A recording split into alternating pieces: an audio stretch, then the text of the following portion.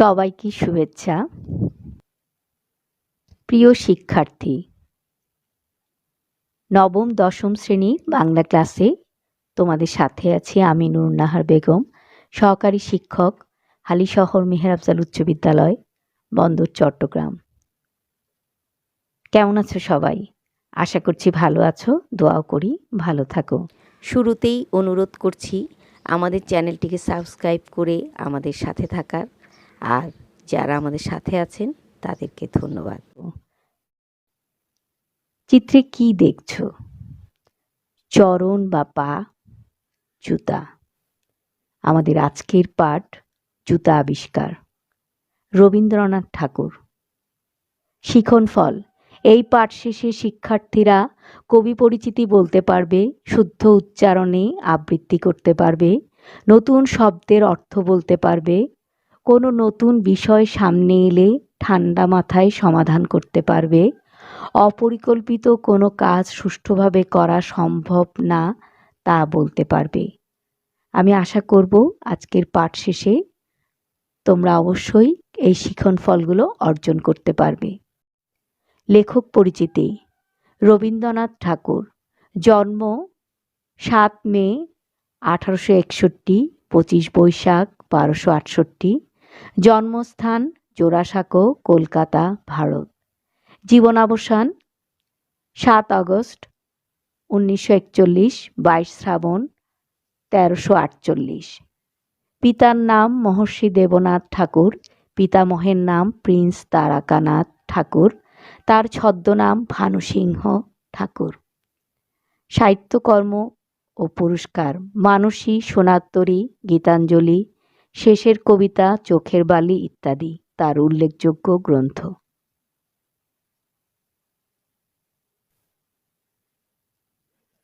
জুতা আবিষ্কার। রবীন্দ্রনাথ ঠাকুর। কহিলা হবু শুনো গো গবুরাই, কালিকে আমি ভেবেছি সারা রাত্র, মলিন ধুলা লাগিবে কেন পায়, ধরণী মাঝে চরণ ফেলা মাত্র। তোমরা শুধু বেতন লহ বাটি, রাজার কাজে কিছুই নাহি দৃষ্টি।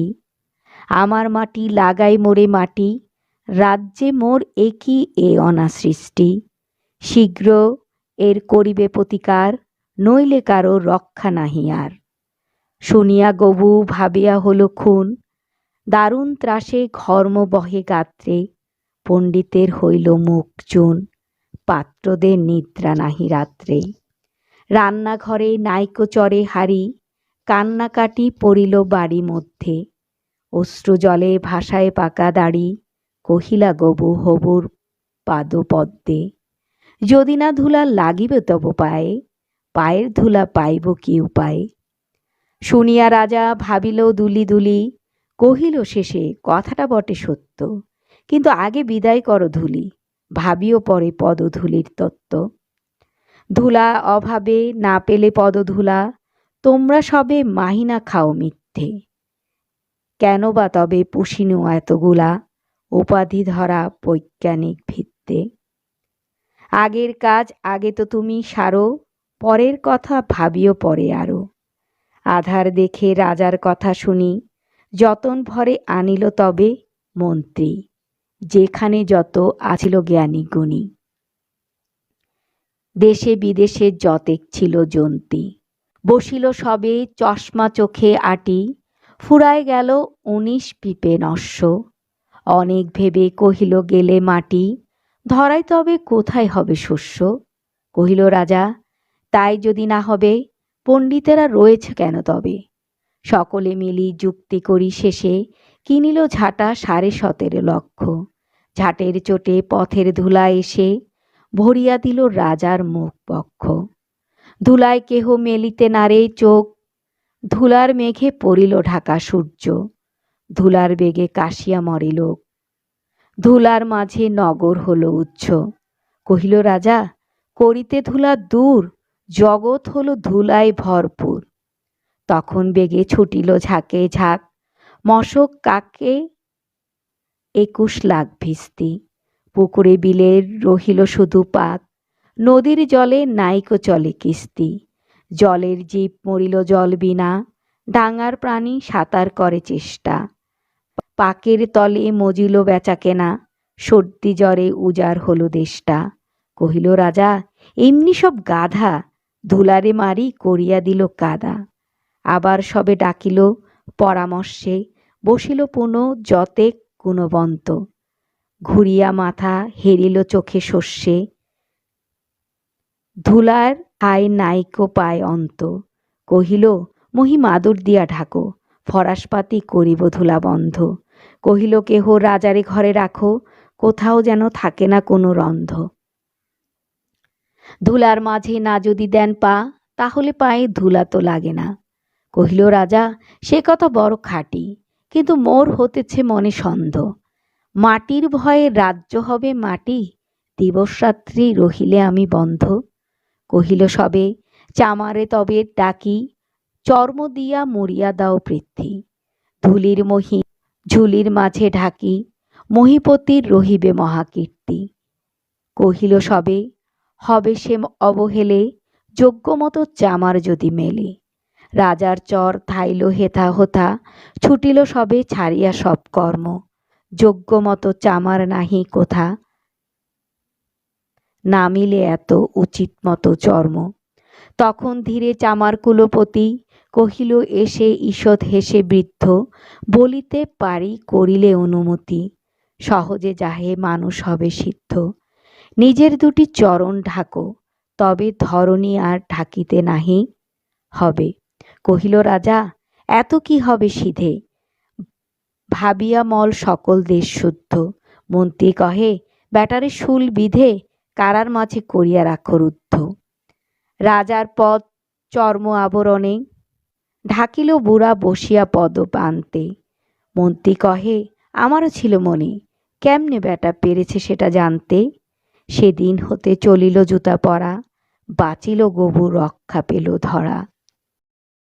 আর শব্দার্থগুলো দেখো। ফরাশ, তক্তপোষে বিছানোর জন্য কার্পেট বা বিছানা। কিস্তি, নৌকা। ভিস্তি, পানি বহনের জন্য এক প্রকার থলি। মহি, পৃথিবী। চামার, মুচি, রন্ধ, ছিদ্র। আরও কিছু শব্দার্থ দেখে নাও। চরণ, পা। প্রতিকার, প্রতিবিধান, সমাধান। মাহিনা, পারিশ্রমিক বা বেতন। পুষিনু, পোষণ করি, লালন পালন করি। পিপে, ঢাক বা ঢোলের আকৃতি বিশিষ্ট কাঠের তৈরি পাত্র। ভিস্তি, পানি বহনের জন্য চামড়ার তৈরি এক প্রকার থলি। পাক, কাদা, কর্দম। কিস্তি, নৌকা বা জাহাজ, জলযান। গুণবন্ত, গুণবান, গুণী। মহি, পৃথিবী, ধরণী। ফরাশ, মেঝে বা তক্তপোষে বিছানোর জন্য কার্পেট বা বিছানা, মাদুর। রন্ধ, ছিদ্র, ফুটো। চামার, চর্মকার, মুচি। যোগ্যমতো, উপযুক্ত। কুলপতি, বংশের প্রধান বা কুল শ্রেষ্ঠ। এবার একক কাজ নাও। জুতা আবিষ্কার কবিতাটি কোন কাব্যগ্রন্থ থেকে নেওয়া হয়েছে? ফরাশ শব্দের অর্থ কী?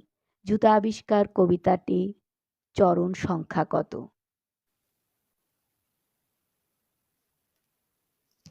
কহিলা হবু, শুনো গো গবুরাই, কালীকে আমি ভেবেছি সারা রাত্র, মলিন ধুলা লাগিবে কেন পায়, ধরণী মাঝে চরণ ফেলা মাত্র। তোমরা শুধু বেতন লহ বাটি, রাজার কাজে কিছুই নাহি দৃষ্টি।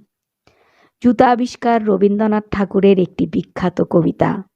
তার কল্পনা কাব্যগ্রন্থ থেকে কবিতাটি সংকলন করা হয়েছে। এই কবিতায় মূলত কবি হাস্যরসের ভেতর দিয়ে রাজা ও তার মন্ত্রীদের ব্যঙ্গ করেছেন। জুতা আবিষ্কার কবিতার মূল উপজীব্য হচ্ছে ধুলাবালি থেকে হবুচন্দ্র রাজার পা দুটিকে মুক্ত রাখার বিচিত্র প্রসঙ্গ। রাজার পায়ে মলিন ধুলা লাগলে তো চলে না, তাড়াতাড়ি এর প্রতিবিধান করতে হবে।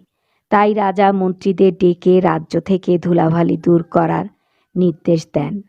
রাজসভার মন্ত্রী পণ্ডিতেরা বসে বসে প্রচুর বেতন ভাতা নেন। তারা প্রকৃতপক্ষে কোনো কাজ বা ঠিক বুদ্ধি দ্বারা রাজাকে সহায়তা করতে পারেন না। এই কারণেই রাজা তাদের উপর ক্ষিপ্ত।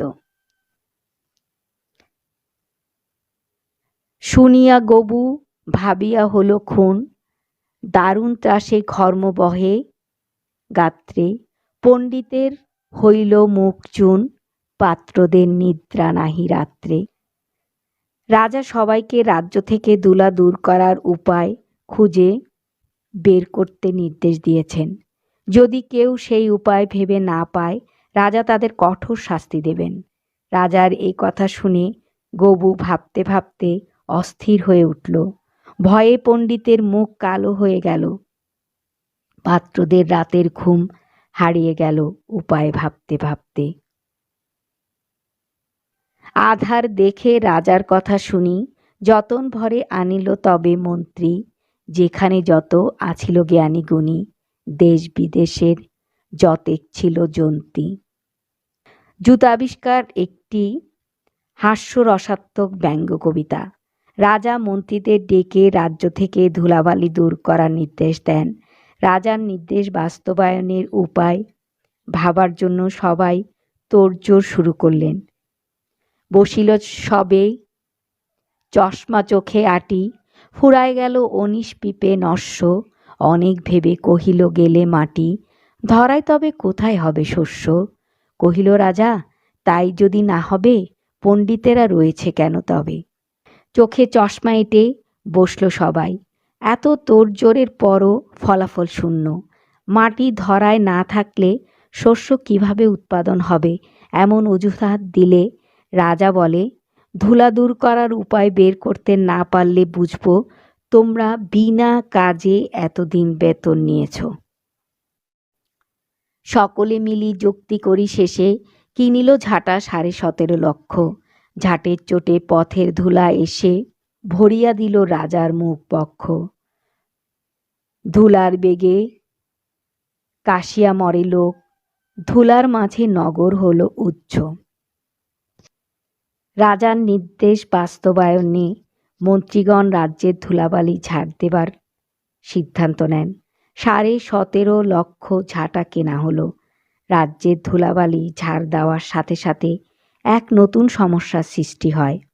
সমস্ত রাজ্য ধুলায় পরিপূর্ণ হয়ে যায়। ঝাঁটের চোটে পথের ধুলা এসে রাজার মুখ ও বক্ষ ভরে যায়।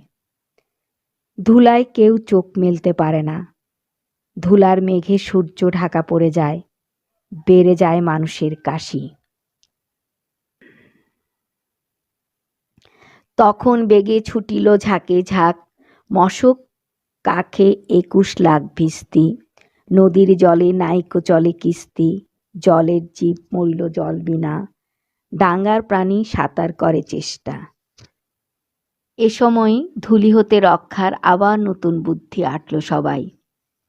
পানি দিয়ে ধুলা মারতে চাইল। সেই পানি আনার জন্য 21 লাখ ভিস্তি নিয়ে নদী থেকে পানি ওঠানো হলো। ধুলা দূর করতে গিয়ে পানি ঢেলে ধুলাকে কাদায় পরিণত করল। কাদার অত্যাচারে মাটিতে পা দেওয়া দায়। তাই রাজা বিরক্ত হয়ে সবাইকে গাধা বলে অভিহিত করলেন। আবার সবে ডাকিল পরামর্শে, বসিল পুনঃ যতেক গুণবন্ত। কহিল মহি মাদুর দিয়া ঢাকো, ফরাসপাতি করিব ধুলা বন্ধ। এবার কাদার অত্যাচার থেকে বাঁচার জন্য রাজ্যের সভাসদ কোনো উপায় না খুঁজে পেয়ে পুরো পৃথিবীটাকেই চামড়া দিয়ে ঢেকে দিতে বলল। তখন আরও হাস্যরস সৃষ্টি হলো। মাদুর দিয়ে রাজ্য ঘেরার বুদ্ধি রাজার মনে সন্দেহ জাগায়। রাজার মনে হয় মাটির ভয়ে রাজ্য মাদুর মুড়ে দিলে রাজ্যের সব কাজ মাটি হবে, চাষাবাদ বন্ধ হয়ে যাবে। কহিল সবে চামারে তবে ডাকি, চর্ম দিয়া মরিয়া দাও পৃথ্বী। রাজার চর ধাইল হেথা হোথা, ছুটিল সবে ছাড়িয়া সব কর্ম। এবার চর্মকারকে ডাকা হলো পৃথিবীর চামড়া দিয়ে ঢেকে দেওয়ার জন্যে। তখন ধীরে চামার কুলপতি কহিল এসে ঈষৎ হেসে বিদ্ধ, বলিতে পারি করিলে অনুমতি, সহজে যাহে মানুষ হবে সিদ্ধ। তখন রাজ্যের নিচু জাতের চর্মকার অনুমতি নিয়ে নিজ বুদ্ধিতে রাজার পা দুটি চামড়া দিয়ে ঢেকে দিয়ে রাজার পা ধুলোর স্পর্শ থেকে মুক্ত করে কঠিন সমস্যার সহজ সমাধান করে।